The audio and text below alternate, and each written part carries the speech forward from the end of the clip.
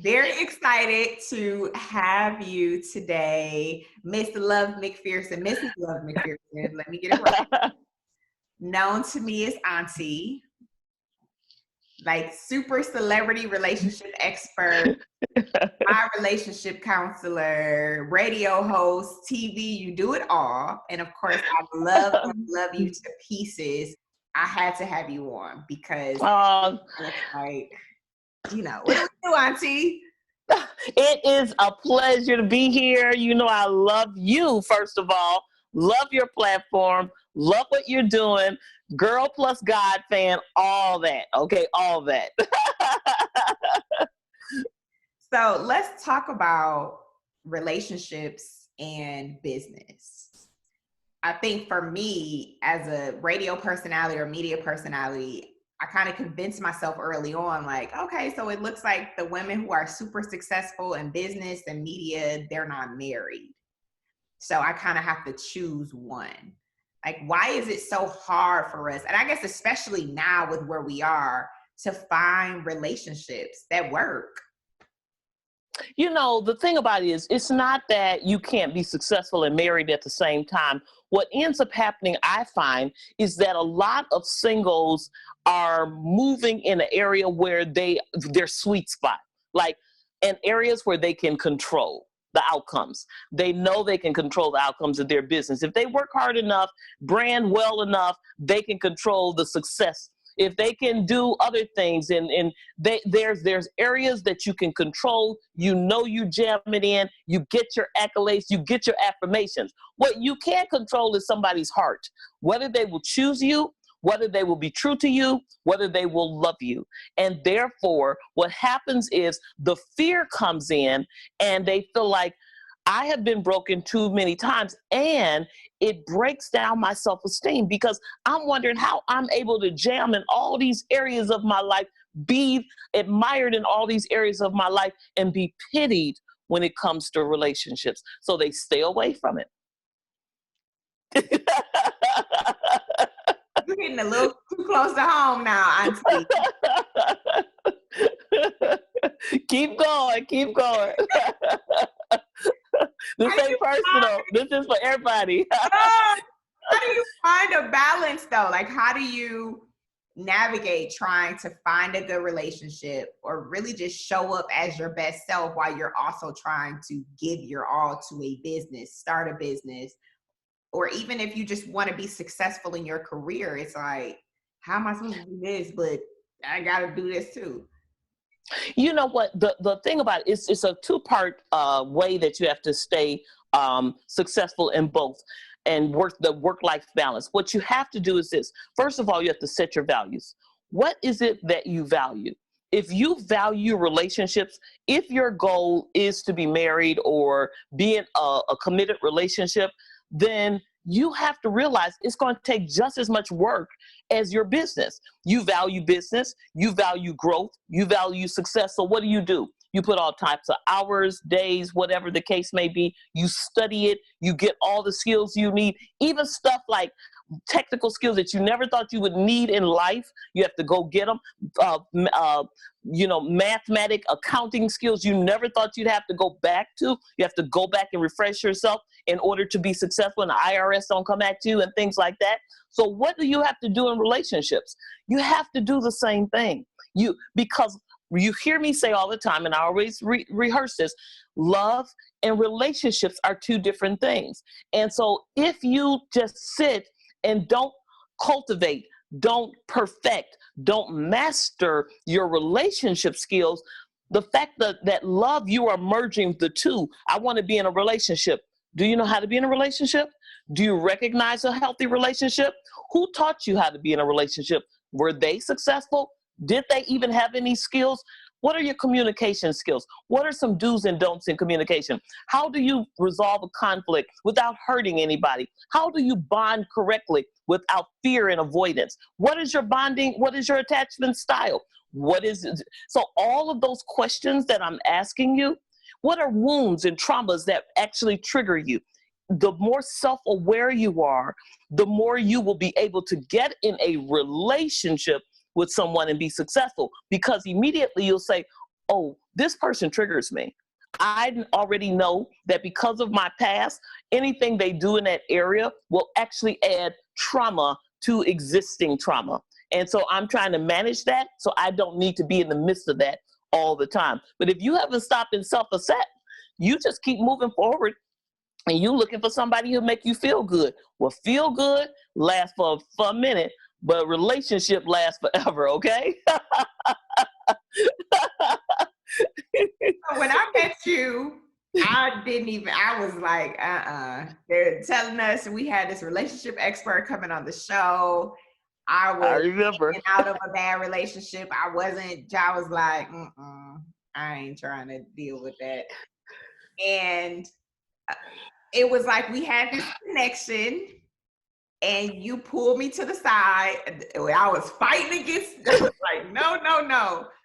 But what happened was I've always thought that I was killing it in relationships. Like, no, I'm good. Like, I'm considerate. I'm sweet. I'm loving. So I thought that I was jamming. And you started asking me about my parents and about how I was raised and about trauma. And I'm like, hold up now.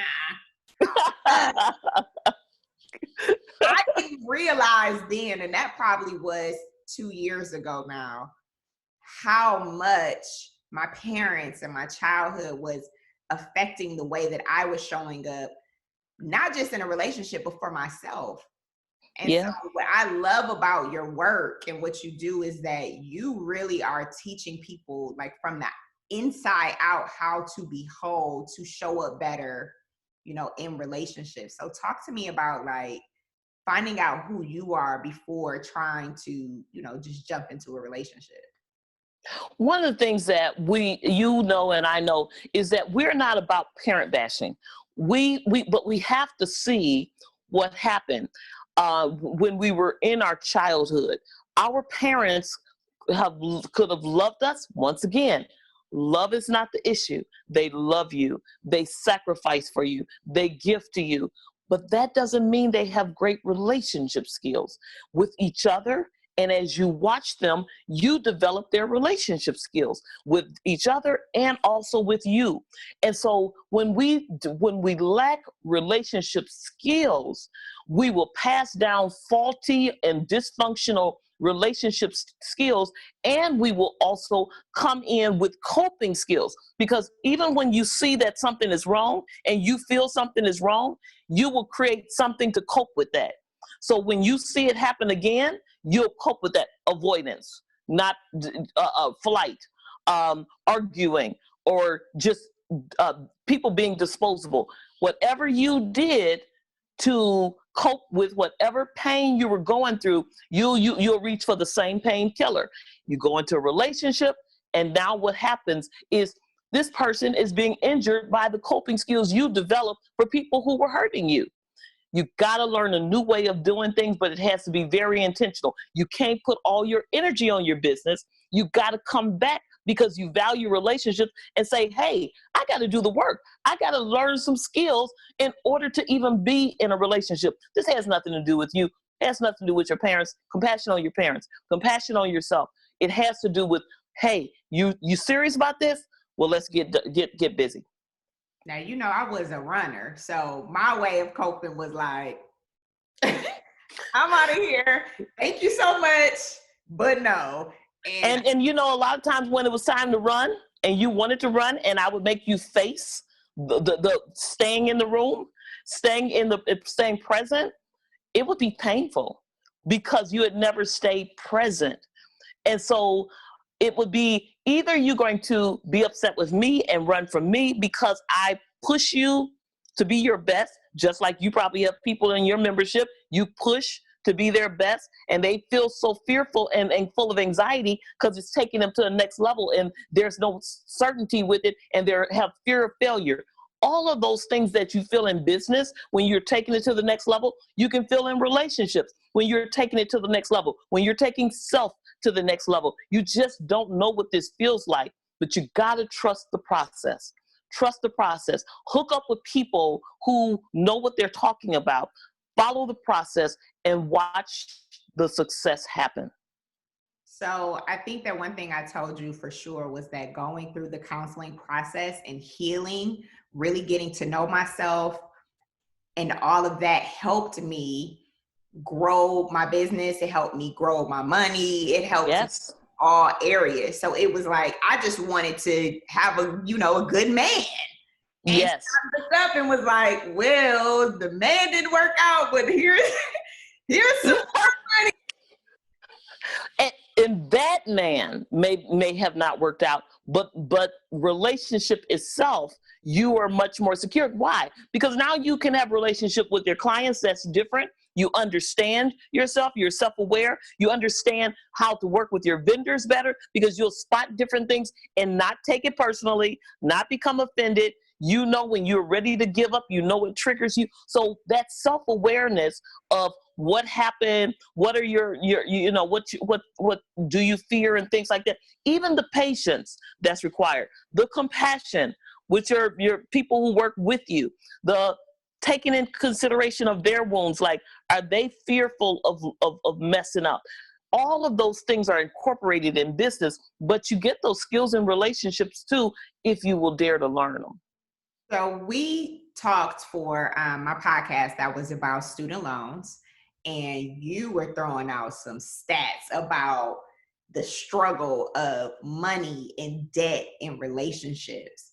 Talk to me about, because debt, whether it's student loans or whether it's business credit or whether it's investing in a business or whatever you got to do, can be a huge strain on a relationship. Or you have a partner that doesn't necessarily get the vision. Like, you got it from God and you like, I'm ready to go. I'm about to jump out here. And your partner is like, nah. Yes. So how do you deal with that? Because I know that was kind of a loaded question. So it was debt in relationships, and how do you even kind of push forward, step out on faith when your partner just may not share that vision? They're like, I don't get it.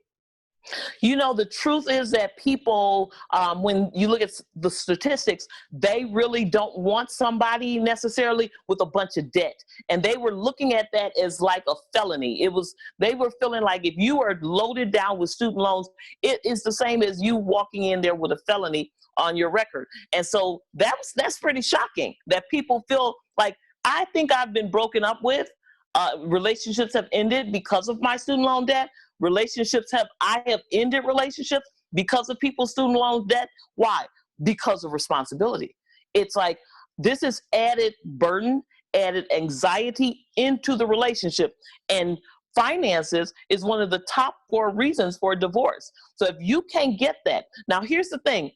One of the things I've always said is debt should not be the defining factor. It is how you handle your debt. There are people who are millionaires and billionaires who have debt, but they are able to pay them every single month. And they go into debt and it's very purposeful. But if you are avoidant behavior, you're probably avoidant in relationships. Avoidant behavior says, I'm not going to call these people who call in my phone every day. I'm going to block them as they come. They're going to come in with a new number and block them again. Okay. So avoidant behavior says, I don't deal with it. Then you get the extra fees. Then you can't get your taxes back. Then you can't it's a spiral. And a lot of times that whole avoidant behavior is that same behavior that you'll see in a lot of your practices. The bad news, you don't deal with. La, la, la, la, la. Avoidant. Run from it. Not deal with it. Not be consistent in paying. If you're inconsistent. All of these things are for adults. Business is not for children. I'm not saying children can't be in business. I'm saying they have to have adult mindset, okay? Debt, paying back, being responsible is an adult mindset. Being in relationships requires an adult mindset. If you're still a boy, if you're still a little girl, you need to be playing with toys, not with people. How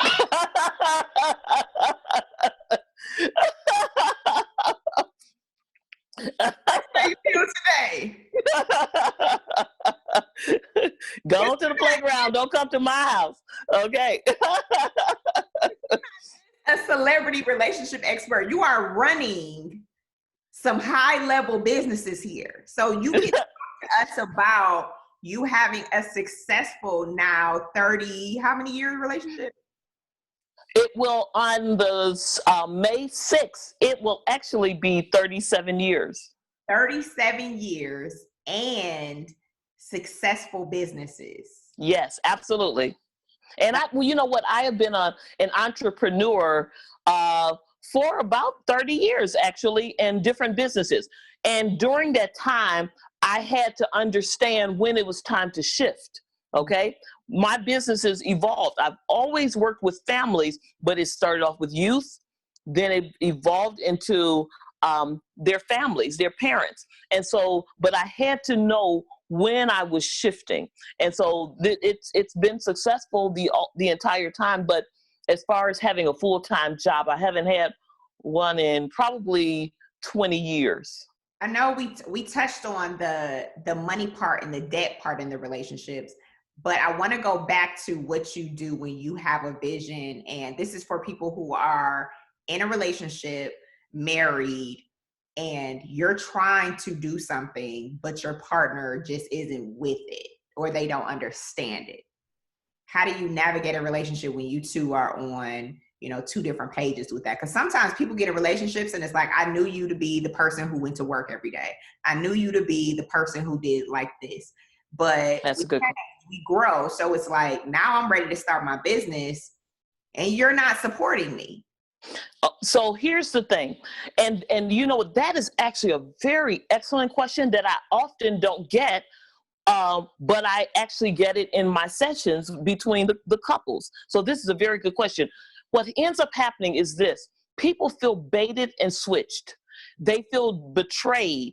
They feel deceived because they might have married you. They calculated all the dollars in their mind of how we're going to do this, how we're going to make it work. And then within the relationship, you decide, no, I want to quit my 6-figure salary and I want to start off with this on this entrepreneurial path, which means this: I am going to load all the debt, all the responsibility on your back and on your shoulder, and I'm going to go off and do my dream.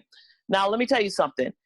There is planning to doing your dream. You have to have somebody who is willing and believes in your dream and supports it. And if you're a married person, and if I just decided I'm going to quit my job, which I did, and quit my job and do what I love to do, I have to have my husband in support. And so otherwise I dump on him, and then my expectations is you just need to do what you need to do. And he's saying this is not what we signed up for. There needs to be a meeting of the mind. In any business, you should be doing at least a minimum of 5-year planning, strategic planning. You should have every year annual goals and then quarterly goals, and you should be assessing them. You should be SWOT analysis. You don't just jump out in a business and then self-destruct financially inside of the relationship. That will self-destruct emotionally because people will resent you. And that will self-destruct financially because that person may not be able to sustain. So here's a better plan. Have a plan, a 5-year plan, a 3-year plan, a 2-year plan, whatever kind of plan you want. Sit down with your mate and say, here is my exit strategy. Here is my entrance. Here's how I will move in, fill the waters, develop, understand that a business, that whole first 6 months is pretty rocky and does not often make money. The 5-year is the duration. And when you really start seeing things really pull up, I have a strategy for all of that. Here is some other padded income that is consistent that will happen. I can do consulting over here, but have a plan and a strategy to reduce the anxiety of the relationship. But don't just selfishly say, boom, I'm blowing up the house. I have had people who came home from work and said, I quit my job today. The man, how did you do that? Well, they're divorced. But what I'm saying to you is, that's not the strategy. Man or woman, that's not the strategy. Once you're in a relationship, it affects everybody in the relationship. Anything that affects us needs to be decided and discussed and agreed on by us. But what if we have a plan and I did it right, but you still just not acting right? Like, I just don't feel like you're supporting me. You're not really supporting my dream. You know what? You will probably see the same thing in other areas of your relationship if that's the case, because what happens is this: there are people who have worker mentalities, and they need to feel safe. So that's part of their money language, is security, because maybe they had in the past, there was some poverty, they might have had some homelessness, they might have struggled, and they just need the security of the paycheck coming in every 2 weeks. That relieves anxiety.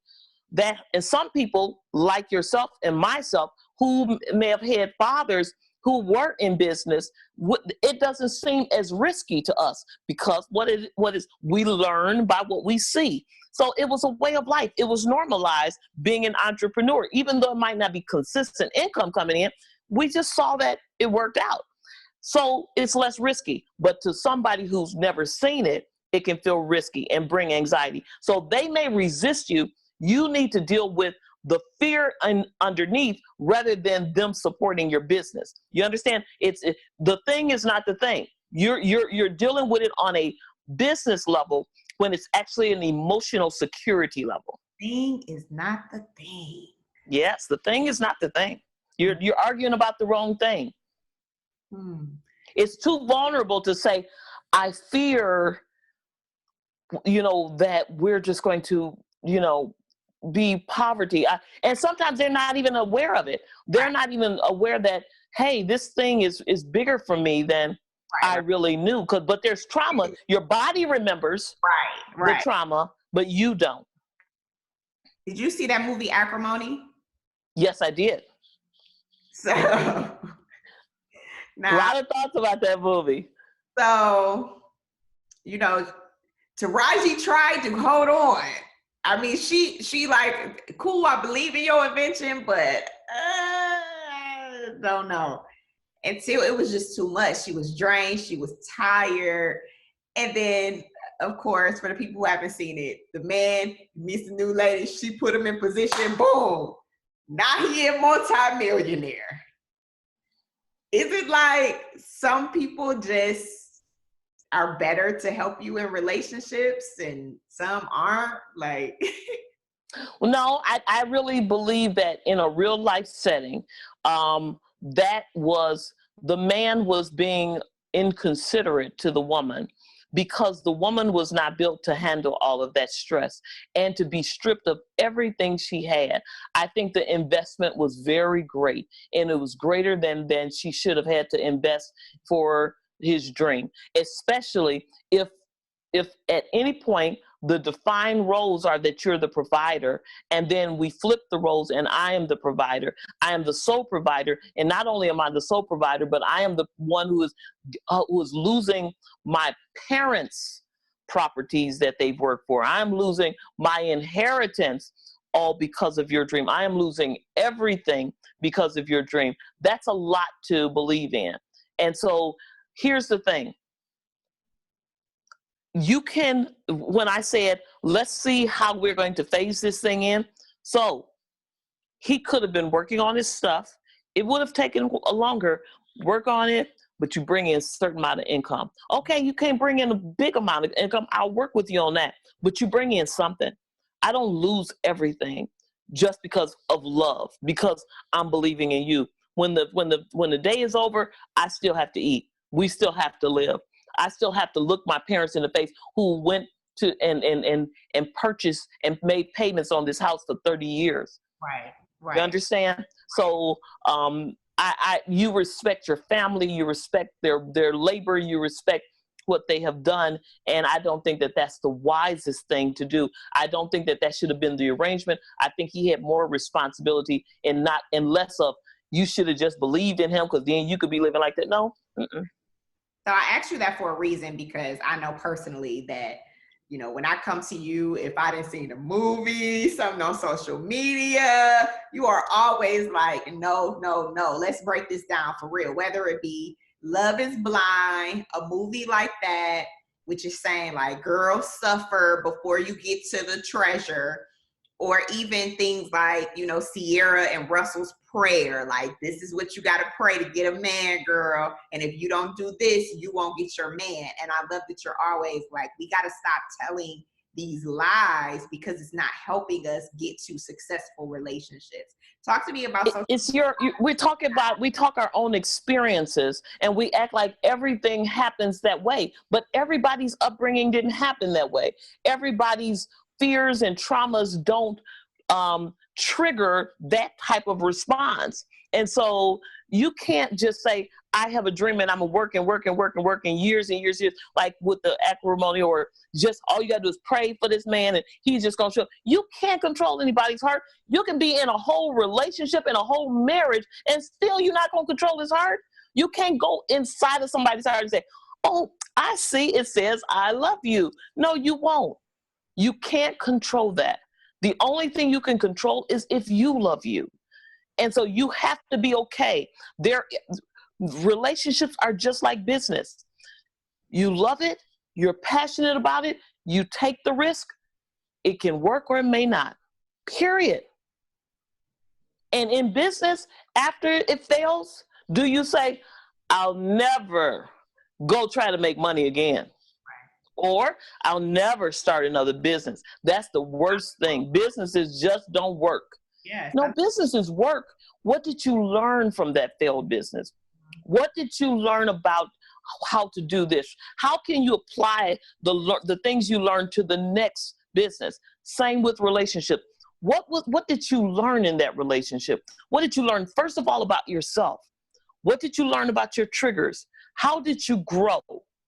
How will this growth help you as you choose and select another partner? The problem is this, Crystal. We look at these businesses, and we look at these relationships, and we are in a vulnerable place as women, and we resent the positioning of ourselves there. We resent the fact that I am here, I see myself as a great catch, I am a wonderful person, and I am not chosen by you. Either there's something wrong with you or there's something wrong with me. If you have some past history of something being wrong with you or feeling like you're not enough, then you will take that into every future relationship and you will respond. I am trying, you're convincing them, but you're really trying to convince yourself because you came in feeling like I'm not enough. So you're constantly feeling like and you're angry with them for not treating you like you're enough. But really, you're angry with yourself for feeling I am not enough or not being enough.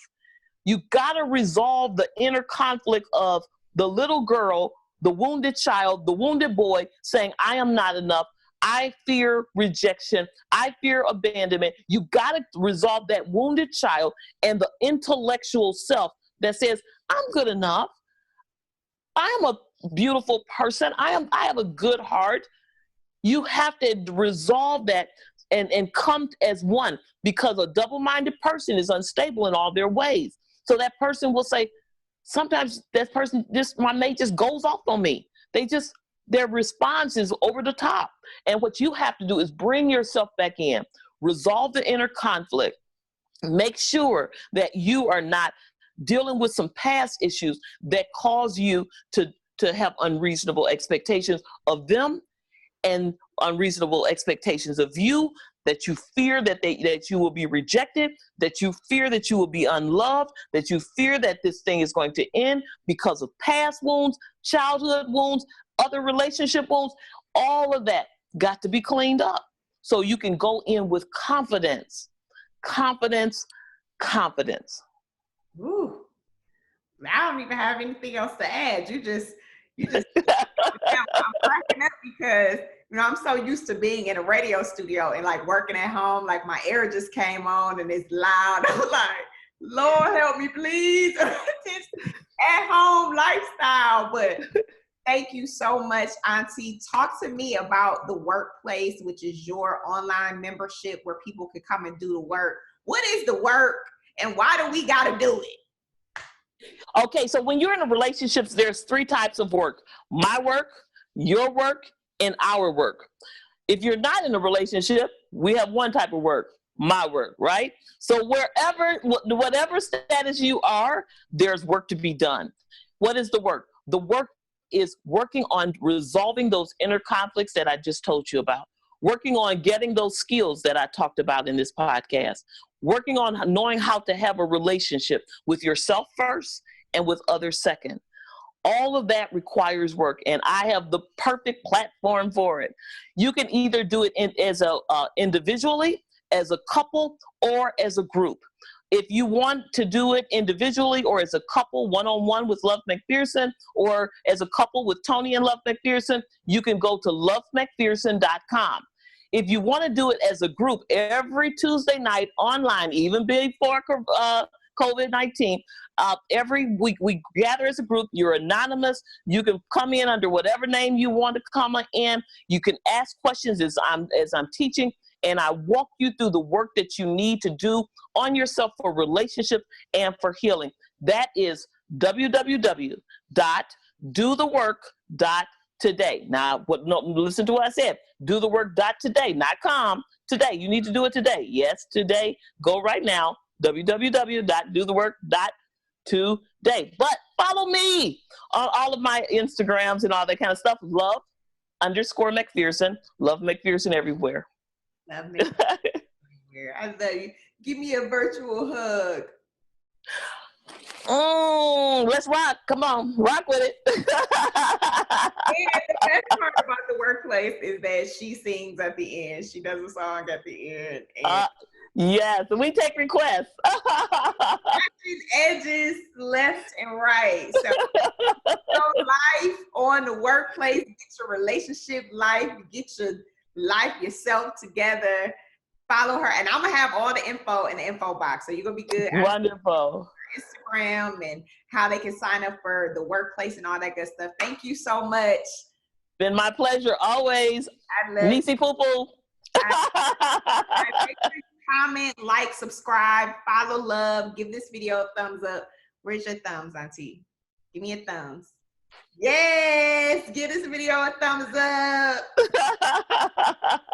And I will see you in my next video. Thank you, Auntie. Love you. Bye-bye.